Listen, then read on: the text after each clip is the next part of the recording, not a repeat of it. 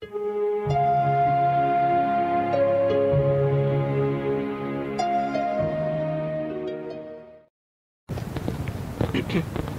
had wonderful neighbors, although there were times when, for some reason or another, there were hard feelings. Everyone had children who didn't always get along, as children will do or won't do. And many times the parents fought, verbally of course, when the children had already started playing together and weren't fighting. Kids weren't the only problems. There were broken fences through which cattle or horses went into another farmer's field of corn, fields of corn, hay fields, vegetable gardens, and even across into town roads. Sometimes, when that happened, the neighbors went in search together. In spite of differences, they worked together in emergencies. Each neighbor recognized one another's animals and often drove the animals back to their rightful owners without the owner even knowing that they were doing that. And that was great because each one knew that the other one would reciprocate at another time and perhaps in another way. Our farm bordered many other farms, and there were many fences to mend or build. Some of them were made of wooden logs, some out of stones placed over one another, and some out of barbed wire. Some even had the barbed wire over the top of the stone wall fences to make it higher. The animals seldom crossed the barbed wire ones, but the wooden and stone ones proved no problem for the daring jumpers who led the others to far-off places. Some of the stone walls were knocked apart by hunters hunting for rabbits, or perhaps someone trying to get at a big snake which hid there. I know this to be true because my brother Joe did both of these things. You see, we ate rabbits then. My mother made rabbit stew, which was very delicious, and Joe was an expert in catching rabbits, which hid in the crevices between the rocks, making up the stone walls. All he needed was the hunting dog and a wooden club to wallop the rabbit which the dog sniffed out, or pull the rabbit out to kill him. He never spared any rock fences. It was funny. Sometimes he came home with anywhere from 3 to 5 rabbits, which wound up in the cooking pots, and we had a good meal. Everyone hunted rabbits for food then. It was good food, and certainly real fresh killed meat. That's for sure, and we didn't have to spend money on it either. Joseph was the best hunter, with no gun, just his dog, a club, and his hands. I may add here that he probably was no more than maybe 10, 11, or 12 years old, maybe even younger than 10. This just proves my earlier statements about the teaching of self-sufficiency to very young children at that time. Of course, he was always scolded for disrupting the fences. Sometimes he rebuilt them, but mostly left them poorly organized, that he was ignorant of how to fit the rocks properly together, or he was not strong enough to lift and replace the rocks properly, and they would fall apart again, especially if an animal tried to cross over to the other side. Joseph enjoyed hunting for the rabbits, but not the skinning and cleaning them. I used to watch him and sometimes even tried to help. In reality, we didn't feel guilty about hunting these animals. There were so many of them, and they were our meat in winter. And so were the fat gray squirrels, but those had to be shot, something which the boys did with their 22s, as they called them. My father was not a hunter. He never shot a deer. That I can vouch for. The boys did, but not until they were older, perhaps maybe 18 or 19 or 20, maybe even older. The first time I remember seeing a shot deer was when I was about 21. The laws in Connecticut were very strict about shooting deer, just as they are now here in New Jersey. The boys, Bruno and Joe, hung the deer in the ice house before skinning it and cutting it up. How we worried for fear of being caught.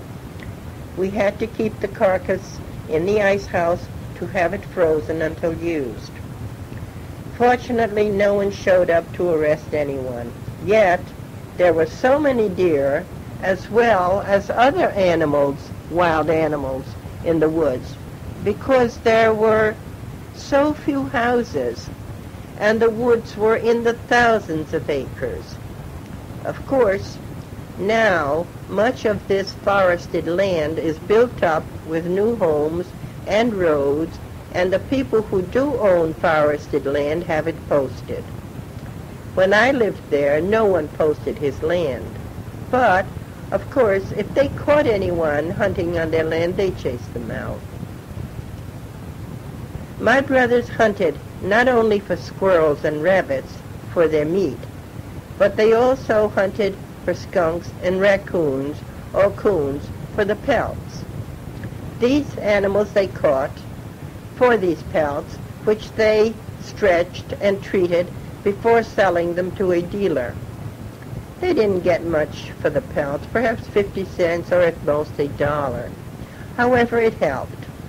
Many times, the boys were sprayed by a skunk, and it was almost impossible to get the skunk odor out of their clothes. They set traps in the woods and had to check them every morning and night so as not to make the animals suffer. The pelt had to be absolutely free of damage during the skinning and handling. Otherwise, it could not be sold as perfect. And then they got very little money for it, even less than they had anticipated if it were perfect. When I taught in Hebron, one of my students was Douglas Porter. At that time, he was about 9, maybe 10, and he set traps for skunks. One day, when I arrived at school, there was Douglas, smiling his devilish broad smile. With a cheerful good morning, he waited for me to say something. You see, he was there ahead of me because he started the fire in the stove so that the classroom would be warm when the rest of the children arrived. When I walked in, I could hardly breathe. The skunk odor was so strong. I knew immediately who the culprit was and what he had done. Other children were there too. All were laughing. They were sure I would send him home for the day. Douglas especially was positive that I would send him home.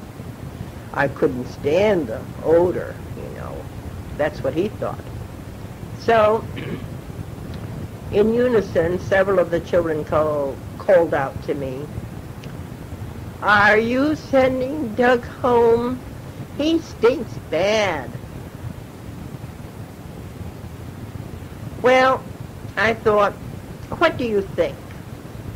If we sit him in the far corner and the rest of us move over to the other side away from him, maybe we can stand it.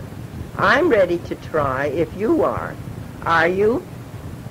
Then the other kids razzed Douglas because it was his intention to have a day off, and it didn't work. Now, this happened over 50 years ago, and it seems like yesterday. I can still see that little face smiling at me, hoping to have a day off. Now, Douglas is probably around 65 years old at the moment. I understand that he is trying to buy the old schoolhouse and restore it as it was when he was a kid there, and I was the teacher, and that was in the early 30s. I have an anthology book of the works of the children, in fact, of the whole town schools. There were about 6 little schoolhouses in the town of Hebron. And I would love to place it among the school memorabilia. Good old Gilead Hill School, falling apart unless someone like Douglas makes it a historical building. The people who have it now are doing nothing with it, yet will not sell it to Douglas, who would love to restore it. You know, I can't imagine why they won't do it. In fact, they are neighbors of Douglas.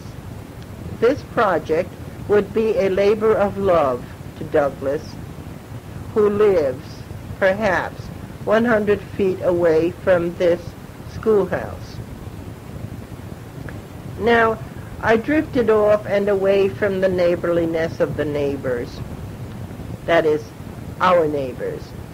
I think the best memory I have of 2 of the neighbors, Mr. Morgan and a Mr. Rathbone, especially Mr. Rathbone. I've mentioned Mr. Morgan in regard to the turkey egg and the turkey gobbler which we raised. Remember? It came from his egg. Bruno and Bill, or both perhaps, took from a nest which one of his turkeys had by a fence in the field. It was by accident that they scared the hen turkey, and then they investigated. They had never seen such a large egg before, and I guess that tempted them to take one home. What I remember mostly about Mr. Morgan and his goodness was when I was perhaps 4 years old or younger, and Bruno still younger. This I remember very vaguely, though. During the summer, we had terrific thunderstorms. I guess they still have them there. I don't know. Doesn't seem that that part of it changed. Many times, lightning struck the tall trees growing by the fences, split them down the middle, and then traveled along the barbed wire until it reached a post where it was grounded. The cows in the pasture during one of these severe storms huddled under such tall trees when lightning struck the trees, splitting them.